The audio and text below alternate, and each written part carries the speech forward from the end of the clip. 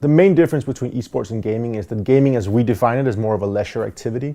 It is playing FIFA with your friends or Mario Kart with your parents or whatever you want to do, whereas esports is, professional athletes, big prize tournament, fandom, and arenas. The big problem that esports events has had over the last 5, 6, maybe even 10 years is that it's a core product built by the core people for the core fans. Blast Pro Series is trying to take it a little bit out of the box without going away from what is the roots of esports. We're trying to build something where we interact a lot more with the audience in the arena, we interact a lot more with the audience online, and we're generally trying to take the best traits from normal sports and integrate it into esports.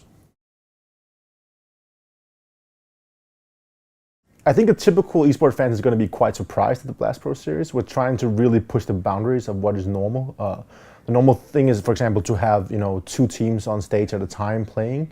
We're going to have all 6 teams at the stage at the same time playing each other, and we're going to do a NFL Red Zone style production. I think some of the core fans are going to be a little bit confused at first, but it's going to be very interesting. I mean, there's going to be a lot of more, telling the story about what's happening, so people who aren't necessarily completely core can actually be helped and guided and understand it. So I think it's going to be a different thing, and probably some people at first are going to be like, what is going on? But I think it's going to be relatively quickly very apparent that this is the future.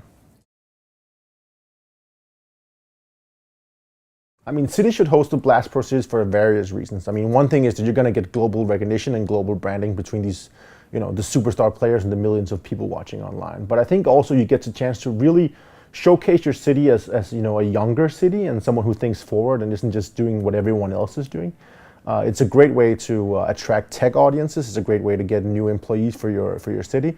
And generally, it's just a great way to connect with a very, very young audience that's very hard to reach normally.